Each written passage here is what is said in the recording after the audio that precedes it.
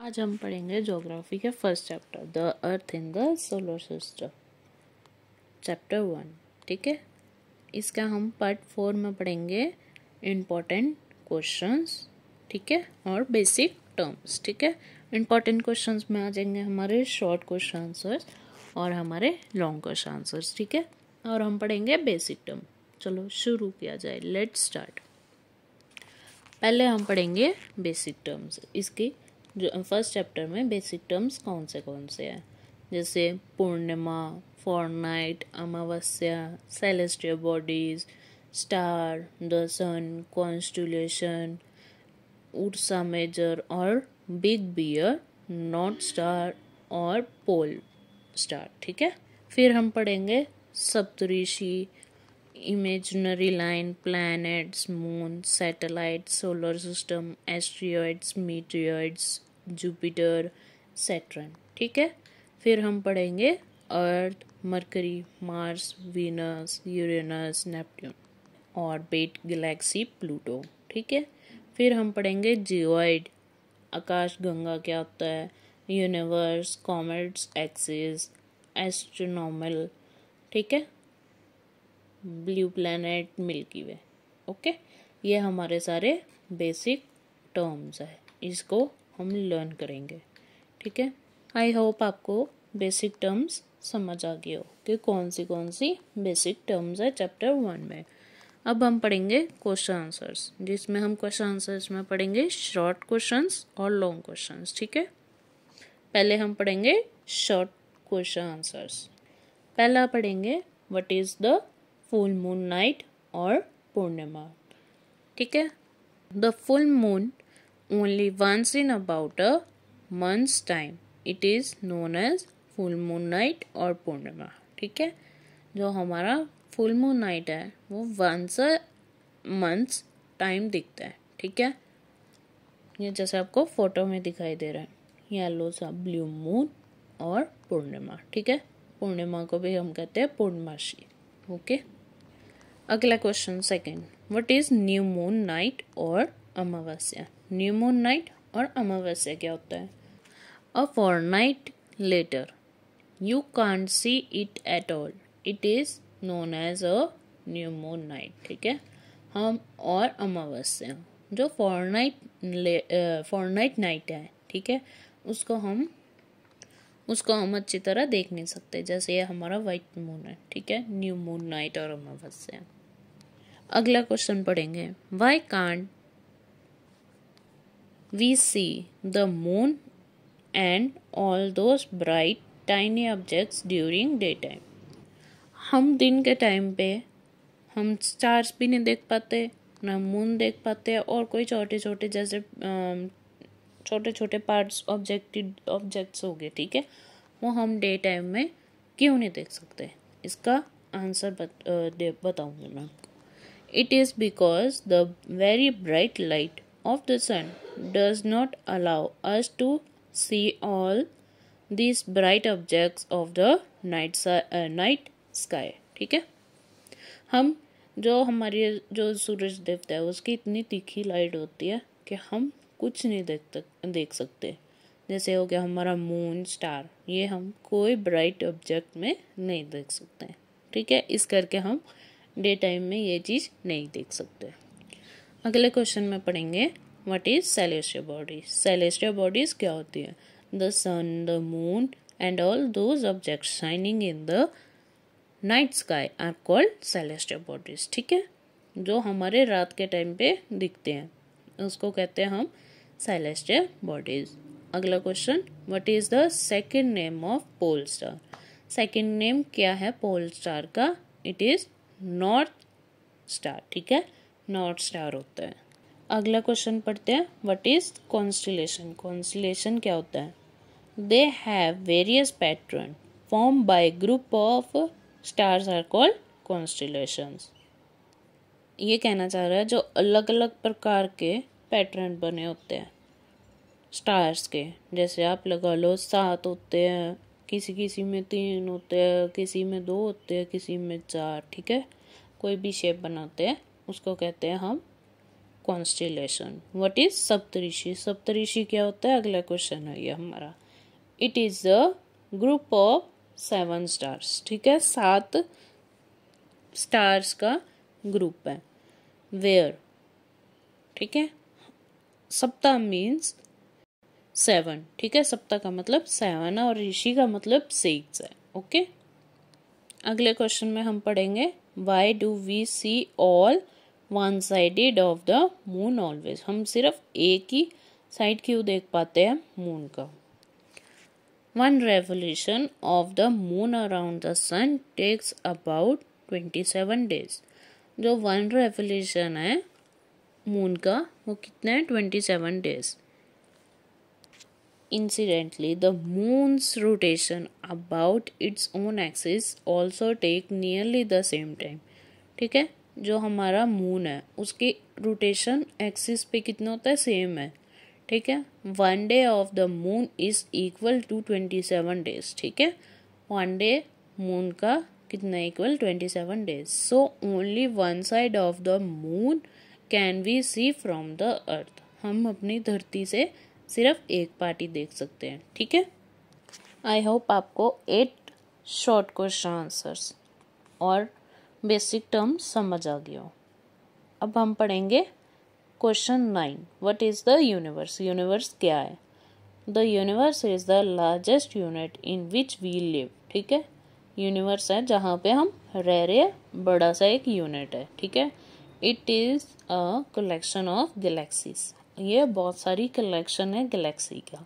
ठीक है, अगला question, what is the shape the orbit in which planets revolve around the sun. कौन orbit का क्या शेप होती है जो प्लैनेट्स रिवॉल्व करते हैं सन के पास? ठीक है, the orbit of planets are elliptical, that is elongate in shape. ठीक है, इलिप्टिकल शेप होती है इसकी। अगला question, which planet is called earth twin and why. ठीक है, अर्थ का डिटो कॉपी किसको कहते हैं? जैसे सिस्टर कह लो आप। ठीक है, वैसे कौन सा प्लैनेट है?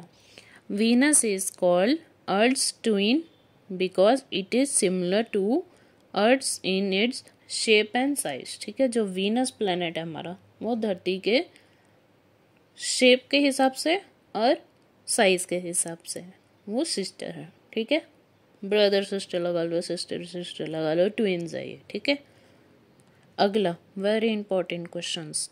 ठीक है, वेरी इंपॉर्टेंट है ये। Why is earth called blue planet. जो हमारा अर्थ है उसको हम ब्लू प्लैनेट क्यों कहते हैं? Earth appears blue from when we see from the outer space. ठीक है, हम जो बाहर देख सकते हैं, जैसे जो एस्ट्रोनॉट्स होते हैं वो बाहर जाके, जैसे बाहर जाते हैं यूनिवर्स में जाते हैं। ठीक है, मून जाते हैं, वो कहीं भी जाएंगे, जोन से भी प्लेनेट पे जाएंगे। ठीक है, वैसे बाहर जाके हम देख सकते हैं, अपना स्पेस में जाके हमारा अर्थ होता है वो ब्लू दिखाता है। Since it has over 2/3 water. ठीक है, 2/3 हमारा वाटर है। So it is called blue planet. ठीक है, हम इसको कहते हैं ब्लू प्लैनेट। इस करके हम अर्थ को ब्लू प्लैनेट कहते हैं। अगला question, what is the diameter of the moon from the अर्थ। जो डायमीटर है मून का अर्थ से कितना है? Its diameter is only 1/4 that of the earth. ठीक है, 1/4 है जो हमारा डायमीटर है मून से। ठीक है, मून से अर्थ तक। ठीक है, अब हम पढ़ेंगे अगला satellite. What is satellite? Satellite क्या होती है? A satellite is a celestial body.